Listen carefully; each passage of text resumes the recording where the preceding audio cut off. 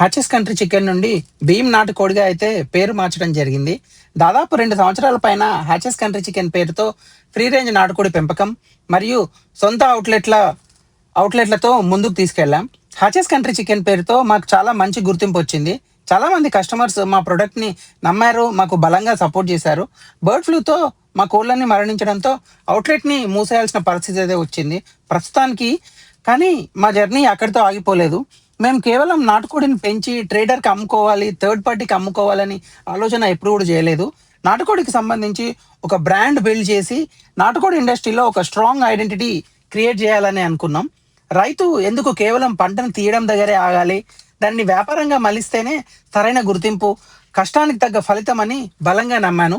అందుకే సొంత బ్రాండ్‌తో quality compromise అవ్వకుండా ఫ్రీ రేంజ్ నాటుకోడిని కస్టమర్స్‌కి అయితే అందించాను.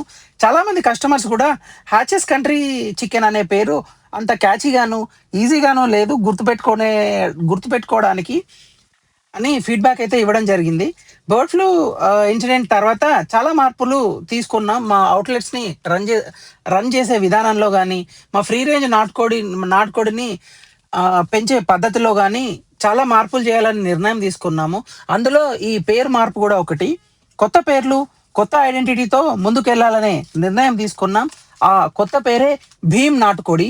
భీమ్ అంటే బలం, భీమ్ అంటే ధైర్యం.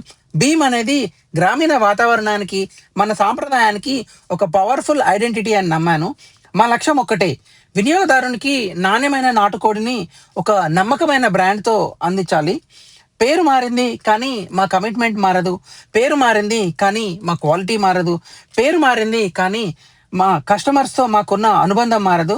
హ్యాచెస్ ఒక ముగిసిన చాప్టర్ అయితే భీమ్ నాటుకోడి మా భవిష్యత్తు.